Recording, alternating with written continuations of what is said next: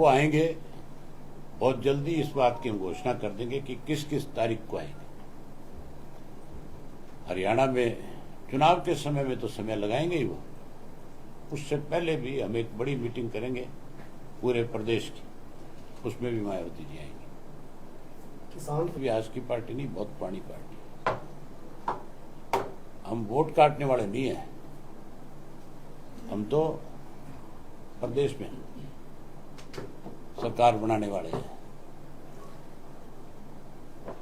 कांग्रेस के 10 साल की लूट जो है आज भी लोगों को याद है कि कैसे इस हुड्डा ने 72,000 एकड़ जमीन जो है किसान की, जो गुड़गांव के आसपास के इलाके की है, उसको एक्वायर किया। कैसे इसने बिल्डरों को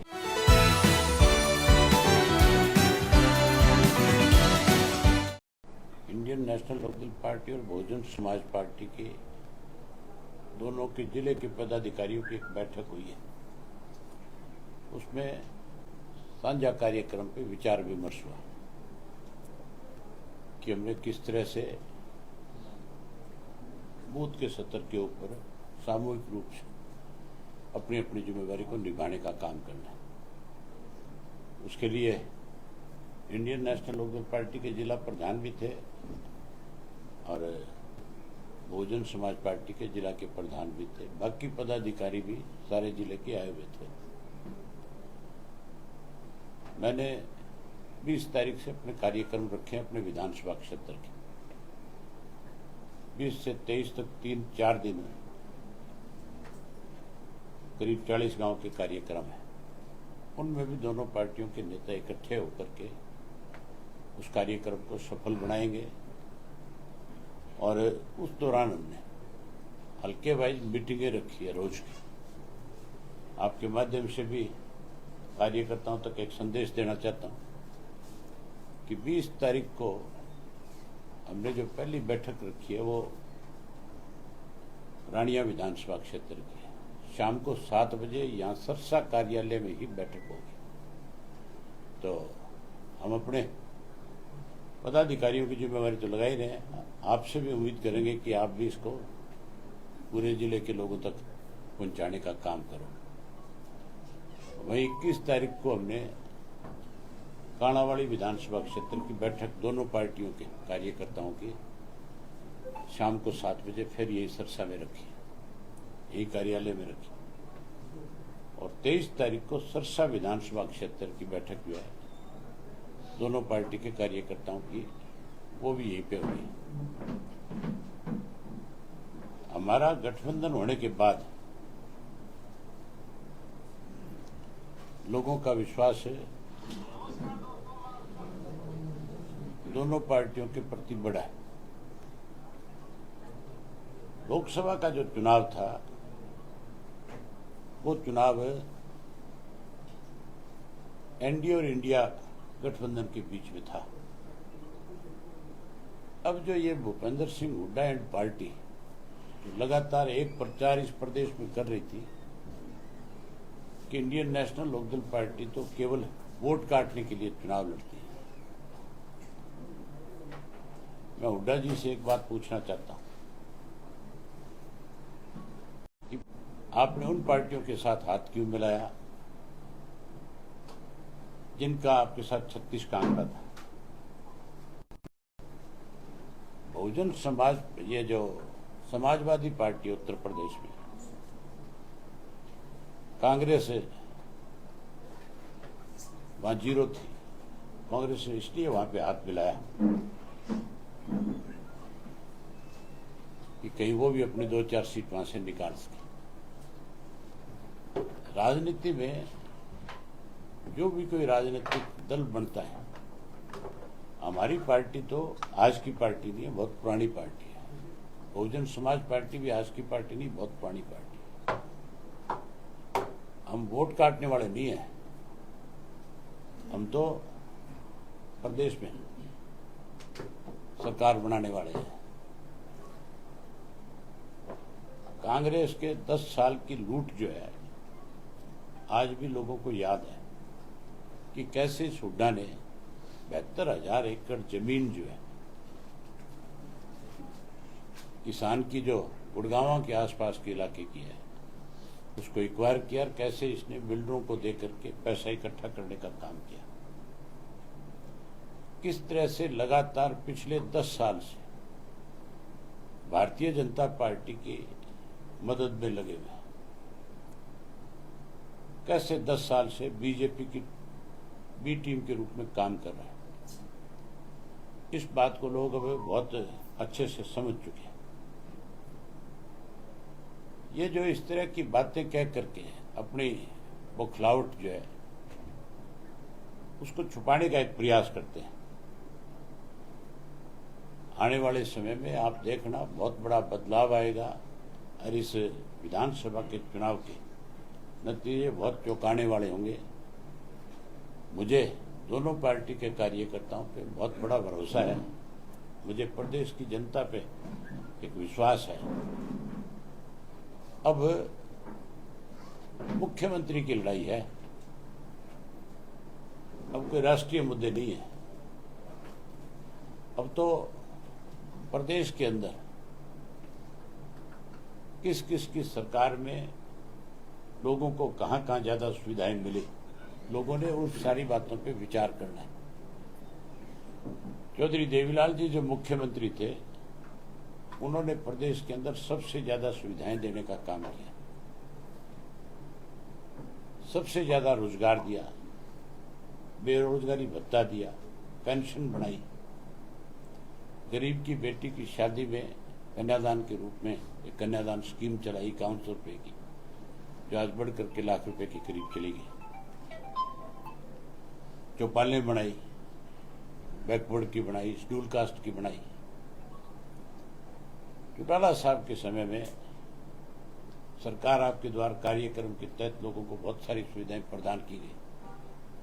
नहरों का, सड़कों का जाल बिछाया गया, बिजली पर्याप्त मात्रा में दी गई, ट्यूबवेल के कनेक्शन दिए गए और पढ़े लिखे नौजवान बच्चों को रोजगार और नौकरी दी। उसके साथ साथ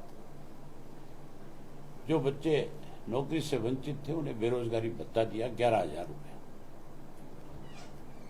अगर लोगों ने हमारे ऊपर विश्वास किया, सरकार बनाई, तो हमारी दोनों पार्टियों का एक साझा मैनिफेस्टो है जो हमने चंडीगढ़ में प्रेस के सामने रखा था।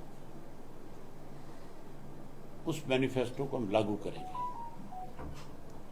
अनेक सुविधाएं हरियाणा प्रदेश के लोगों को देंगे, जिसमें ये रोजाना पूरी हरियाणा में अलग अलग जगह से कैसे देख रहे हैं सरकार होती तो फिरौती मांगने वाले नहीं होते, जो मान के चलो। सरकार नहीं है। मैंने तो विधानसभा में भी बहुत खुल करके इस पे चर्चा करी है कि एक तो नशा जो है उसके ऊपर सरकार रोक लगाने की बजाय नशे को बढ़ावा देती है। आपको एक उदाहरण बताता हूं। पिछले दिनों मुख्यमंत्री यहां आए थे और मुख्यमंत्री ने एक आदमी को पार्टी ज्वाइन कराई थी जिसका नाम था, जो रोड़ी काणावाड़ी से जिसने चुनाव लड़ा था अकाली दल की टिकट, देसू जोधा। पूरा नाम क्या उसका? राजेंद्र देसू जोधा। उसको बाकायदा तौर पे मुख्यमंत्री ने आकर के पार्टी में शामिल कराया था और इस तरह से एक मैसेज दे रहे थे कि वो पता नहीं कितना बड़ा नेता है। इससे पहला जो मुख्यमंत्री था मनोहर लाल खट्टर, वो जब चुनाव में आया था यहाँ, तो उसने चुनाव की सभा में काणावाड़ी में ये बयान दिया था। आप उस बयान को सोशल मीडिया पे देख सकते हो, अखबारों की सुर्खियां थी वो। उसने ये कहा था कि हमने इसको टिकट इसलिए नहीं दिया था कि इसका पूरा परिवार नशे के कारोबार में सम्मिलित है, शामिल है। ये बात उसने कही थी और इसने ये कहा था ये भी उसमें शामिल है, उसके ऊपर भी आरोप लगाया था। एक मुख्यमंत्री भारतीय जनता पार्टी का एक आदमी पे आरोप लगाता है कि ये नशे के कारोबार में शामिल है पूरा परिवार, और उसको ये कह करके पार्टी से निष्कासित कर देता है। बीजेपी ने उसको निष्कासित किया था। और दूसरा मुख्यमंत्री जो है उसी पार्टी का, वो आकर के उसको इस तरह का सम्मान देता है जैसे पता नहीं कितना बड़ा आदमी है। तो फिर नशे का कारोबार कैसे खत्म होगा? इसी तरह अपराधी जो है उनको संरक्षण है सरकार का। आप हमारी सरकार बनने दो, ना नशा होगा ना अपराध होगा। नशा मुक्त और अपराध मुक्त हरियाणा बहुजन समाज पार्टी और इंडियन नेशनल लोकदल पार्टी मिलकर के करेगी। हम लोगों को इस बात की गारंटी देंगे कि हमारी सरकार बढ़ाओ, सरकार बनने के बाद दोनों चीज, इतनी बड़ी रोक लगेगी, बदमाश 24 घंटे में प्रदेश छोड़ करके चले जाएंगे या जेल की सलाखों के पीछे होंगे। नशे के कारोबार में शामिल लोगों को, जिन लोगों ने जिनको संरक्षण दिया उनको भी माफ नहीं करेंगे और नशे के कारोबार करने वाले लोगों पे बहुत बड़ी लगाम लगाएंगे। आप पिछले दिनों बसपा सुप्रीमो मायावती से मुलाकात करके आए हैं, क्या उनको हरियाणा के लिए निमंत्रण देके आए हैं, कोई बड़ा कार्यक्रम करेंगे? वो आएंगे, बहुत जल्दी इस बात की हम घोषणा कर देंगे कि किस किस तारीख को आएंगे। हरियाणा में चुनाव के समय में तो समय लगाएंगे ही वो, उससे पहले भी हम एक बड़ी मीटिंग करेंगे पूरे प्रदेश की, उसमें भी मायावती जी आएंगे। किसान फरवरी से बैठे हैं शुरू पर हाईकोर्ट ने भी बोल दिया कि रास्ते खोल दिए जाएंगे। सुप्रीम कोर्ट ने भी हाई कोर्ट के आदेश को कहा कि वो ठीक है, आप किसी को दिल्ली जाने से रोक नहीं सकते, आप हाईवे जो बने हैं उसके ऊपर आप बैरिकेड्स नहीं लगा सकते, रुकावट पैदा नहीं कर सकते। और कमाल की बात है, भारतीय जनता पार्टी जो संविधान की बात करती है वो संविधान की धज्जियां उड़ा रही है। आज बॉर्डर खुलने चाहिए थे हर हालत में, आदेश के मुताबिक।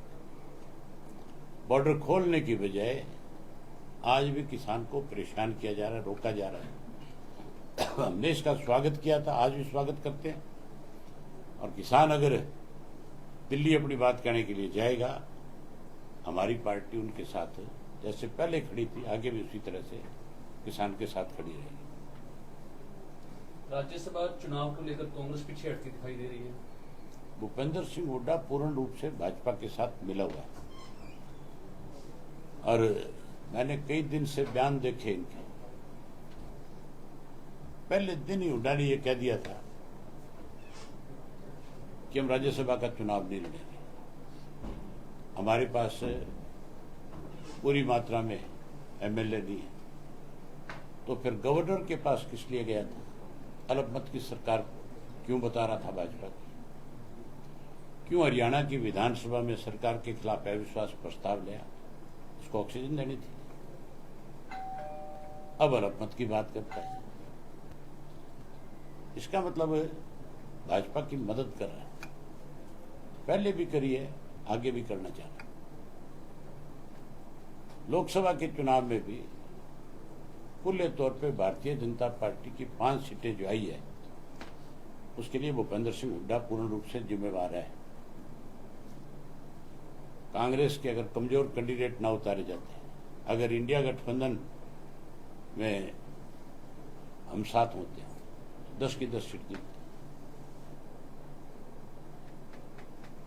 सिरसा सीट से उम्मीदवार इनेलो समर्थित होगा या पिछली बार की तरह निर्दलीय? चुनाव की तारीख तय करा, फिर मैं बताऊंगा क्या करना है। आपको भी बना सकता हूं उम्मीदवार।